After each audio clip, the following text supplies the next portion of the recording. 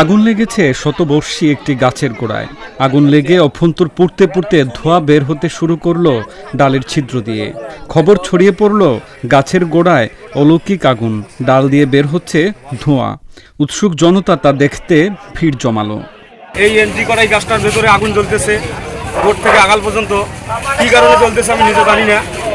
অনেকে বলতেছে যে কেউ আগুন ধরে দিচ্ছে, কেউ এমনি জ্বলতেছে, এভাবে বলতেছে আর কি। দুগুলো গাছের ধন্দ থাকে, সে ধন্দের মধ্যে কিছুটা পেট্রোল বা অন্য অন্য যারা জ্বলন্ত জিনিস যেগুলো সেগুলো দিলেই তো মনে আগুন ধরবে, ভালো কথা ধরতো। কিন্তু ফায়ার সার্ভিস এসে যে আগুন যে মানে নিবের জন্য ইয়ে করলো, তা তো মনে করেন আগুন নিবলো না। কিন্তু আগুন নেভানোর তেমন কোনো তৎপরতা দেখা গেল না। ততক্ষণে পুড়ে গেছে গাছটির ভেতরের অনেকখানি। ঘটনাটি ঘটে আজ মঙ্গলবার কুড়িগ্রামের চিলমারির রমনা স্টেশন চত্বরে। ভোর থেকে দুপুর পর্যন্ত গাছটি পোড়ে। দুপুরে গাছটির দুটি বড় অংশ ভেঙে পড়ে।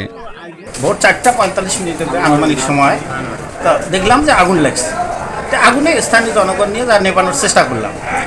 যখন চেষ্টাতে আমরা সাময়িকভাবে পারলাম না, তখন আমাদের ঊর্ধ্বতন কর্মকর্তাকে বলছি তারা আসবে, স্যারেরা আসছেন, আসি এখন কী ব্যবস্থা নেবে এখন হবে। তারপরে আমরা এর মধ্যে ফায়ার সার্ভিসকেও সংবাদ দিয়ে ফায়ার সার্ভিসকেও আনছিলাম, তারাও চেষ্টা করছে করে নিবাইতে যতদূর পারছে। এই ফায়ার সার্ভিস বলছে এটা কোনো অলৌকিক ঘটনা নয়। কেউ কোনোভাবে গাছের গোড়ায় আগুন দিয়ে থাকতে পারে।